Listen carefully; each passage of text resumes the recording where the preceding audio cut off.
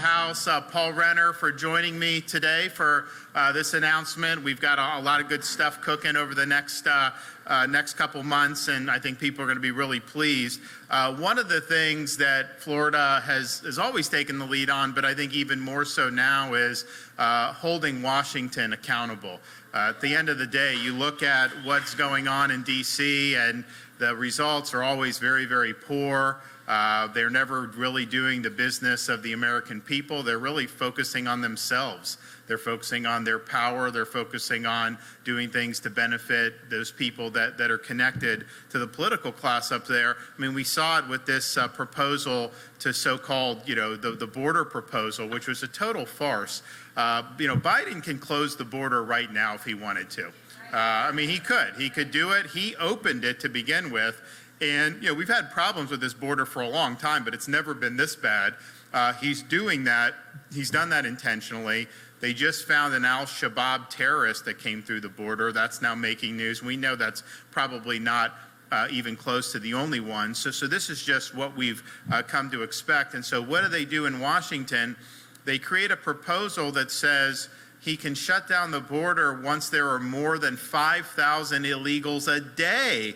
Well, why would you want to codify that and allow that's over almost 2 million illegals a year that you're just authorizing effectively? They want to give benefits to illegals. They're going to continue to exacerbate the problem. So that's what passes for leadership in Washington, something that will make the problem worse.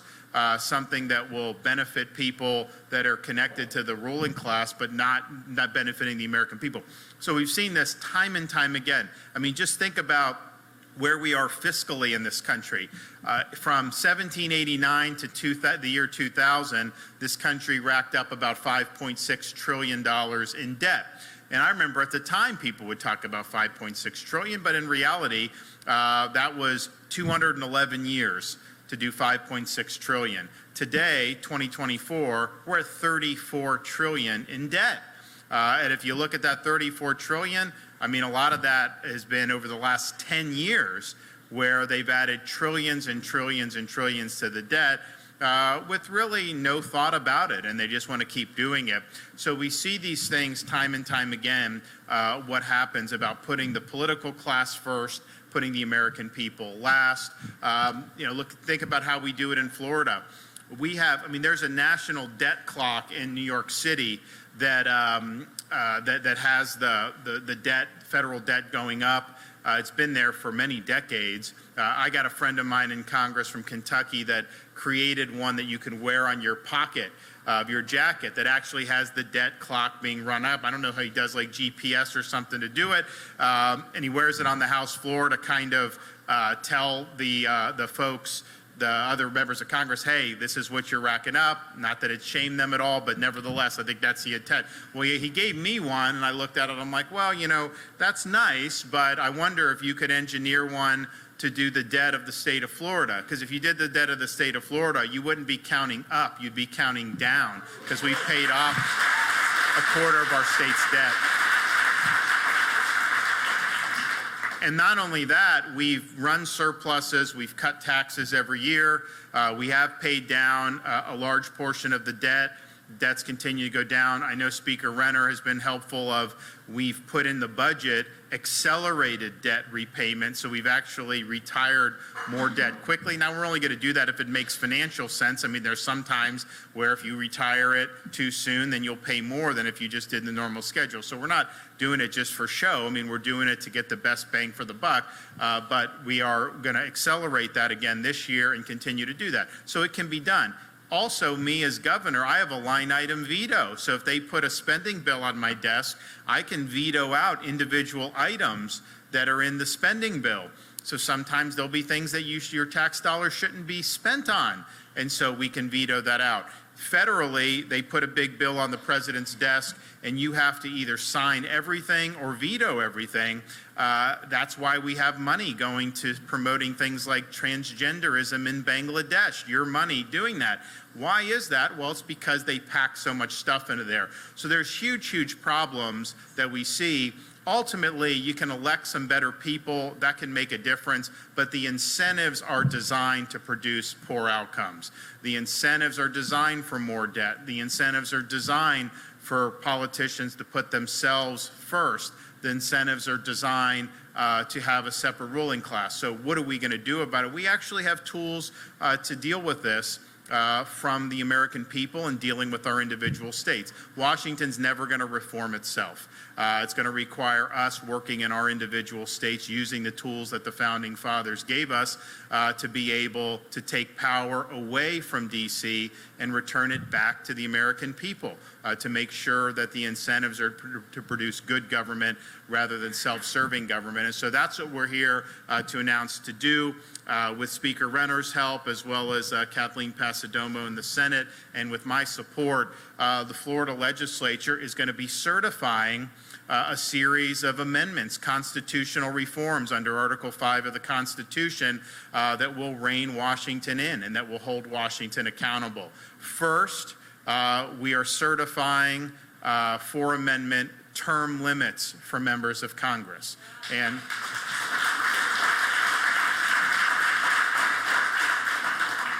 this is something that's long overdue. We have it in Florida. You know what? It works in Florida because people have a limited amount of time. Their incentives are to make a difference, not to stay in office for 30 or 40 years. And so being able to do that, Congress will never do it itself. We have the ability through the states to impose that on Congress, and that's going to make a big, big difference. You should go, serve for a limited amount of time, and then live under the laws that should pass. I think people would probably approach things a little bit different. Second thing, many states have it. Florida's one. There's others that do.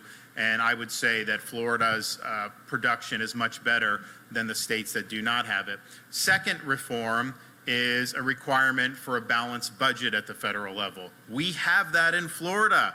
We have to balance our budget every year, so you know going in that you have to get this done. You can't just put it on the credit card. Right now, the incentives are to put things on the credit card. That's the path of least resistance. That's how these guys stay in office longer. And who ends up with the bill? Well, it's future generations. And 34 trillion, 35, I don't know when the breaking point is, but at some point there is going to be a breaking point. And so why not rein in the big spenders, force them to make decisions? Most states have balanced budget requirements. There's no reason why the federal government should not as well. Third thing is you should give the president what I have as governor and what many governors have, a line item veto. If they put a massive spending bill on the president's desk, you should be able to veto individual line items. Just think how much pork you would be able to veto out of there. You could save hundreds of billions of dollars just by giving that line item veto. And so that's something that was actually passed in statute back in the 1990s. It was overturned by the U.S. Supreme Court. They basically said you had to do it through constitutional amendment. So we're now proposing this line item veto be done in a constitutional reform. And then finally, we want an amendment that says very simply that Congress shall make no law respecting the citizens of the United States that does not also apply to members of Congress themselves. They should not be able to exempt themselves. They should not be able to function as a separate ruling class. And so the good thing about all those reforms is, it's not Republican, Democrat, Independent. I mean, if you ask people, should there be term limits for Congress, you get support across the board. Republican, Democrat, Independent, male, female, black, white, it doesn't matter. People believe that you should have term limits. If they say, should they have to balance the budget like Florida and other states? Most people are going to say yes. Should they be able to exempt themselves from laws? No, of course not. People will say that. I remember when they did it on Obamacare, and even when Biden did the executive order on the COVID vax mandate, they exempted Congress from that, and you just think to yourself, give me a break. So these are really good reforms. It's using the tools that the Founding Fathers gave us to be able to reclaim this government for we the people. Because on our current course, I don't think you're going to see very good changes absent changing the incentives. And so these are the types of reforms I think the Founding Fathers would have looked kindly on. They recognized that states needed to be able to make these proposals because there was going to be times when the nation's capital was not going to be willing to reform itself. So I appreciate Speaker Renner stepping up. Florida had certified the term limits and the balanced budget amendment in the past. We want to do it again. We want to get this back on the front burner. We want to work with other states around this country to be able to use the tools that we have to rein in this out-of-control ruling class in D.C. So my hat's off to the Speaker for doing it. I look forward to working with the legislature so that they can bring this through this legislative session, and then we'll work with other states that want to work with us to be able to really put the people first for a change. So right now we have Speaker Renner is going to come up and say a few things, so why don't you come up here.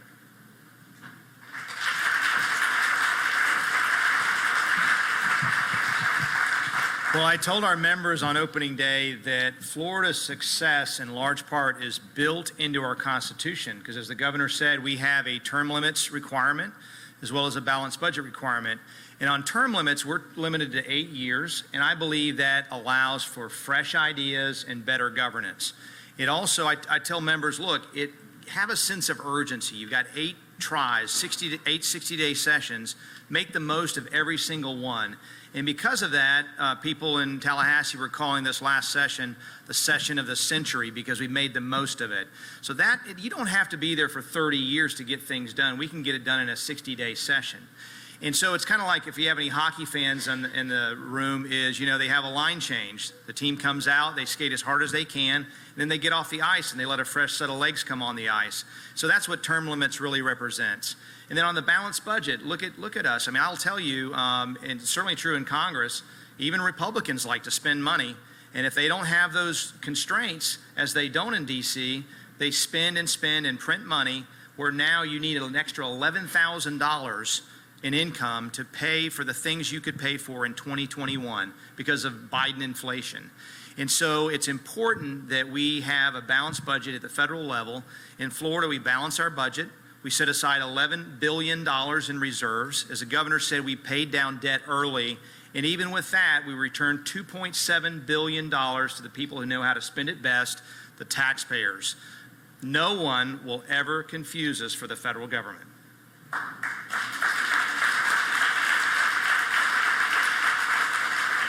And I can say out loud as a legislator, when we talk about the line item veto for a governor, look, we're busy in that 60 days trying to do the best things we can for the public safety and education. Do turkeys slip through the budget process? Are bad spending measures, do they slip through? Absolutely they slip through. And that's why you need a governor like America's greatest governor, Ron DeSantis, to be able to look at those and say, look, we've got to pare back. We're doing that with our initial budget this year, and with the governor's leadership, we're going to make sure we get back to those pre-COVID levels and make sure that we send a signal to the rest of the states and the federal government that they should do the same. And then, of course, we don't legislate for ourselves exemptions that we impose on everyone else, but by God, Congress ought to do that. So these are 4 measures that can really, truly help rescue our country. I appreciate the governor's leadership on this issue, and we're going to get it done. Thank you, guys, and God bless you.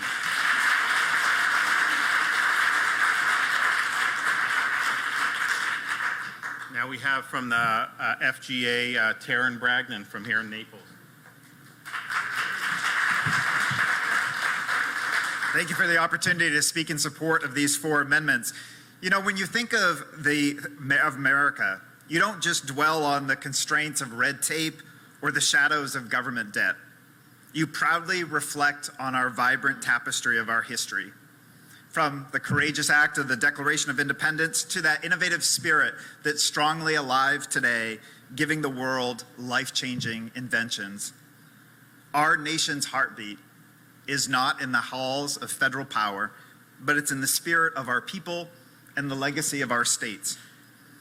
Today, in the spirit of the Founding Fathers, we're excited to join the governor and the speaker and to be reminded of our Founding Fathers' wisdom and vision for a nation that's not burdened by debt or stifled by these endless tenures of government.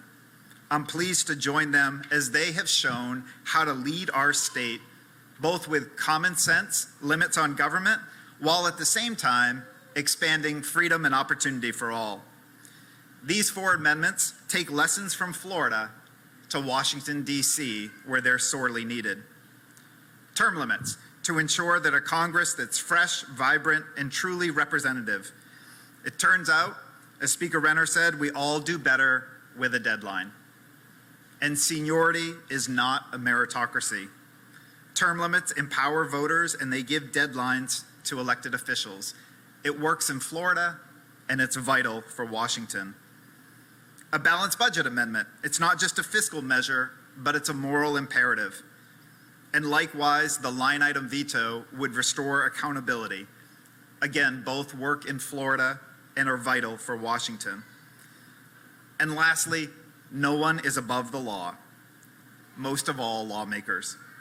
From King John and the Magna Carta 800 years ago to Washington, D.C. today, we're all equal under the law. This movement that the governor outlined is about ensuring that the spirit of America is reflected not just in our past glories, but in our present actions and in the future that we're all building for our children and grandchildren. It's a union of states and individuals, and we honor the essence of our nation: freedom, bravery, accountability, and an unwavering commitment to freedom and prosperity for all. Thank you.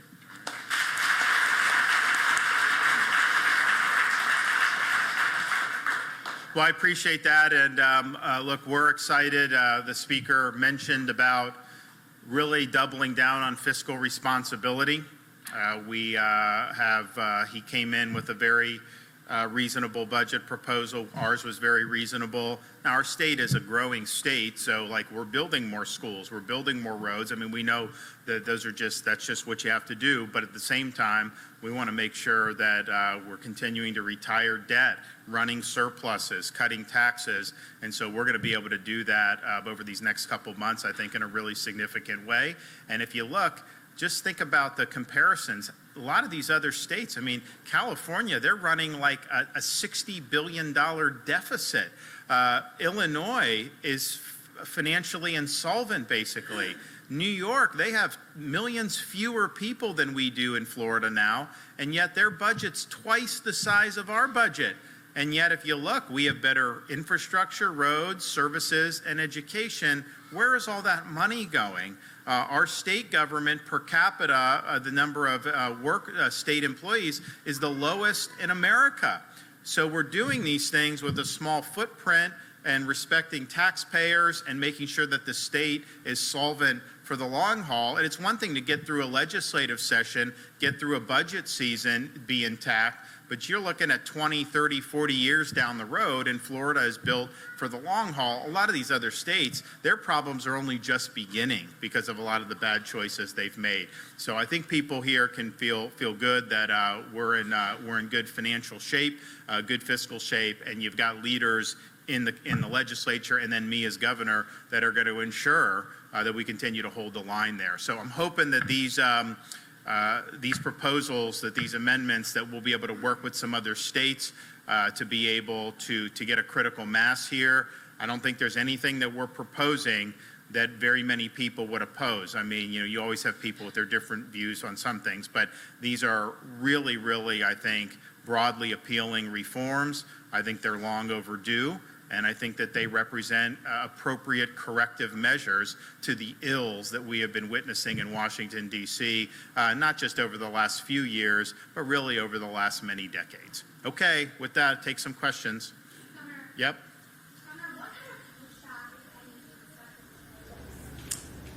I don't think, hopefully not a lot. I think that people will say, oh, term limits.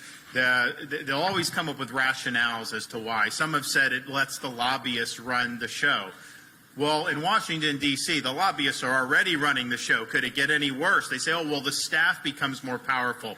Most of these big spending bills that are thousands of pages that nobody reads, those are written by staff. They're not written by the members. And so I think all the things people will point to as a problem with term limits, that's already happening right now. And so I think term limits would create a really positive movement on the way forward. And look, people will say, well, people can vote who they want to vote in. The problem is with the benefits of incumbency and the way the system's set up, once you're in, you can stay in because of all the things that go into even getting elected. Term limits, it forces the turnover, forces new blood. It's been very good here in the state legislature. I mean, if you look at like Speaker Renner, he knew he had 2 years to be Speaker. That's it. So you either make the most of it or you don't, but you're not going to be governing in ways where you're trying to stay in office for the next 20 years because you're not. You're going to be gone. And I think it creates really, really good incentives. And the proof's in the pudding. We've governed well here. Our fiscal is great. It's not the same with Washington or some of these other states. The president said that the U.S. will respond to the death of the 3 service members.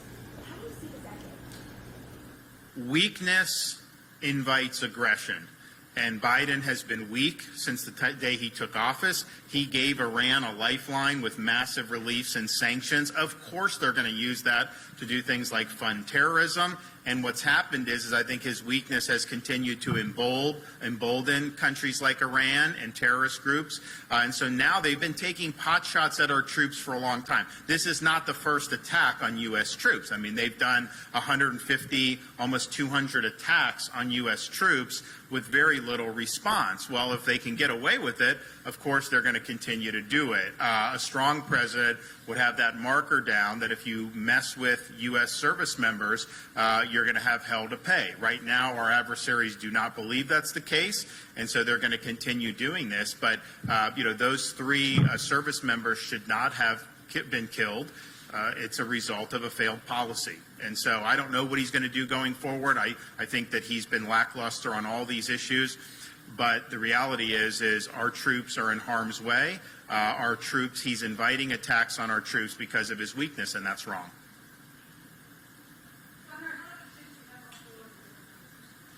So it's interesting. On balanced budget, there's actually been a lot that have done it over the years. There's a debate about do you have the requisite number of 34 to actually require this to be going to a vote. Different states have passed different language, but a lot have done balanced budget. I think what we're going to do is try to streamline that. Let's make sure who definitely has done it, who may have done a proposal that's maybe a little outdated, and see. Florida has already done the term limits about 10, 12 years ago. There's other states that have done that in the intervening time. I think the Speaker wanted to do it again, and I think this is right, is because, okay, let's get the spotlight back on this. We have some states that have done it. We're going to do it. And now let's take this case to some other states and say, wait, what did Florida just do? We're in a great spot because people look to us for leadership on a lot of these issues. So now they're going to see this. This is now back on the front burner. And as states are meeting in their legislative chambers, this is something that's very easy for them to certify going forward. So I think you could end up getting there with the balanced budget amendment. And I think the term limits is very popular. I think we've got some ways to go on that. But it's not a tough sell, and it's not a partisan issue. And it has appeal across any demographic line or partisan line you can do. So let's do it. Let's get this done. Let's stop complaining about Washington and do something to restrain Washington for a change.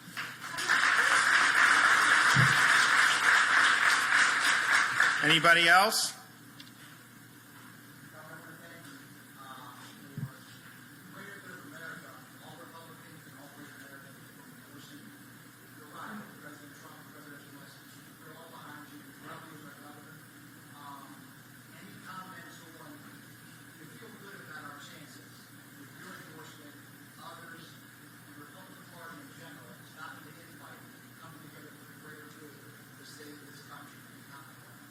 Well, obviously, I wouldn't have run if I didn't think my chances were the best on all of this. So I may not be the right guy. But look, I mean, you have, these things happen, and ultimately it's up for candidates to be able to, to go out there and make the case, going forward. I think Biden's been a failed president, but I also thought he was a failed candidate in 2020. And I didn't think that there was any way, but yet, here we are. So I think we live in some strange times, and that's just the nature of it. But ultimately, it's not just, the person with our jerseys in or not in. Yeah, that's fine. But it's like, are you going to deliver and actually fix all these problems that are there? Because we've talked about these problems for a long time. We've been talking about the debt for a long time, and it's gotten worse under both Republicans and Democrats. We've talked about the border for a long time, and yet we still are dealing with it to this day. So we've talked about the growth of government, and yet government has continued to get bigger regardless of who has been in charge. So I think the time for talk is over. We understand that. People have been talking for a long time. And the question is are we going to actually be able to turn the ship around? And that's going to require strong leadership. It's going to require a plan to get this done. And it's going to require that we win a lot of elections all across the country for House and Senate that we've not really shown as Republicans an ability to win in recent years. And so there's a lot riding on this. I think Florida has shown a way where you can be very successful through bold leadership. But we're just one state of many, and there's going to be a lot of different races going on all throughout the United States of America. But we'll make sure, it's interesting, Florida, when I got elected in 2018, we had almost 300,000 more registered Democrats than Republicans. And we had never had more registered Republicans than Democrats in the entire history of the state. 2022, November, that had flipped to 300,000 more Republicans than Democrats. And that was a pretty significant movement to have 4 years to go from negative 300 to positive 300. And yet since the election of 2022, which was, a little bit, a year plus away ago, we now have close to 800,000 more registered Republicans than Democrats. So that's another 500,000 net gain. And it's not all that there are more Republicans signing. Some of that is, but some of it is just people have dropped off the rolls and all this stuff, and you're doing that. But that is a really significant movement. And I think on this pace, we probably by November will have a net 1 million more registered Republicans than Democrats based on where we've gone so far. So I think that's something that's really, really positive. But it just shows you that's what leadership does. People, they are going to gravitate to good results. And we see that in the migration patterns. We also see it in the party change patterns. So we're going to continue to do that. We'll have a lot of good results this legislative session, and Florida will continue to lead the way. Thanks, everybody. God bless.